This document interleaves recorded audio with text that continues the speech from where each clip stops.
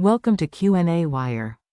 This question said equal volumes of two acid are titrated with 0.1 molar sodium hydroxide. So we have 0.10 molar NaOH,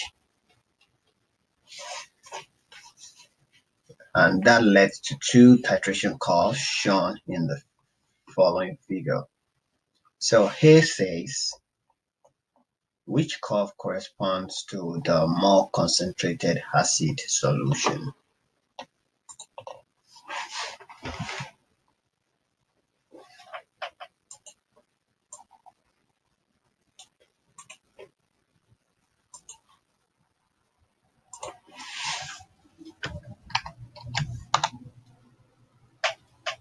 So we have a curve that looks like this.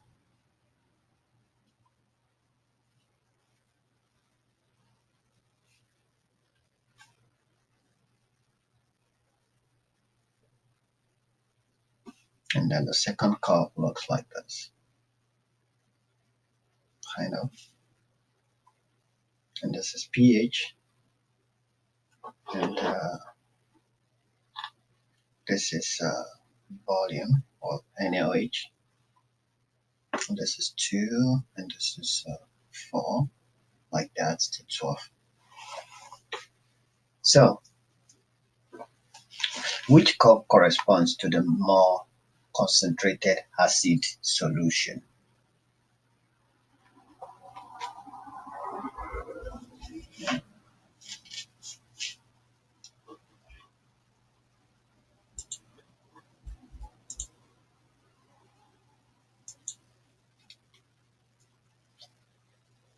So, if we think about it, the more concentrated acid will lead to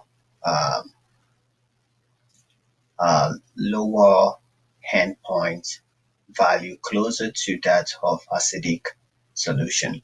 So the bottom or the red or bottom curve is more concentrated. And that's because it takes more base to get to the equivalence points.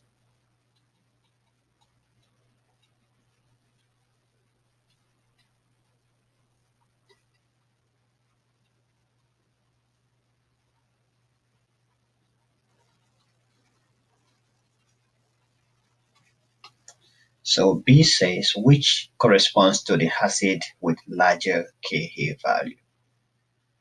So the higher the Ka, okay, the lower the pKa.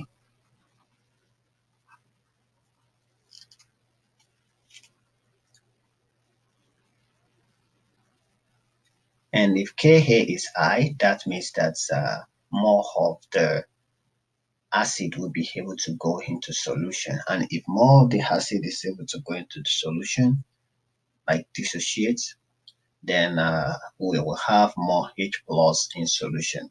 And the higher the amount of H plus that we have in solution, the more concentrated the solution will be, and the lower the pH will be. So the more concentrated acid is the red curve. So the answer is still going to be the red or bottom curve, because it has lower pH.